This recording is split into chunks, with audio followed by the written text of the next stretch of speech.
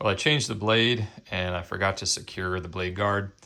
After a few cuts, it got caught up and went everywhere. So I was looking for a replacement and I couldn't find one, but I found one on Amazon that is a little bit for the newer ones and not the older one. The model number on this guy is right there.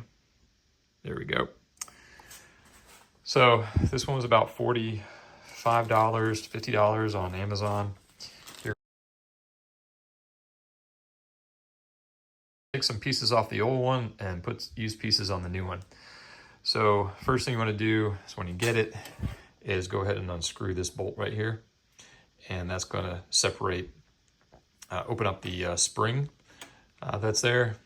Don't worry, it's not going to snap open or cause a whole bunch of grief. It's quite easy to deal with. So once you open it up, we're then going to look at the old pieces and this mount here, actually. The base mount, this one right here with the 2 screws, that's the one we want to go ahead and reuse. Now, this spring steel uses a hole in it, which on the new part is right there. But that hole is a little bit bigger, so I had to take a drill, roughly 2 millimeters, and expand it out. Positioning and everything was all the same, so I just pulled it off and then put it back on. One thing you do need to do is add some washers, about 3.54 millimeters, to basically replicate this bump. If you don't do that, then you're just going to go ahead and compress all the plastics and it's going to break. So you need to have a spacer in there. On the old part, there's the bump that used to help create the spacing between things. Now these are the old parts that I didn't use. Part of the mount, this is the part that broke, and the old spring, and the old nut, or the old screw and mount plate here. So once I drilled out the hole, reassembled it, added the washers to take care of this guy. You tighten it up, and then once it's tight, go ahead and back it off about a quarter to a half a turn, and that's going to allow this guy to go ahead and move up and down in the plate. And then just go ahead and mount it with your 2 screws right here. And then once that's on, you've got to go ahead and attach the retraction bar.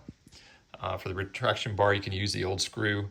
This is the original retraction bar, and then you can use the new screw that they provide in the kit that goes right here. That slides back and forth. It is like a shouldered, flanged screw. One thing I had to do on the retraction bar was put a little Z-bend in it, so it comes down this way, and then it goes this way, and then comes back. So it just offsets everything. That allows the guard to go all the way down, and also relieves the friction that was created right here. If you don't do it, it's going to be really hard to open and close. So with that, it works pretty good. Back and forth on the action. So I'm pretty happy with that.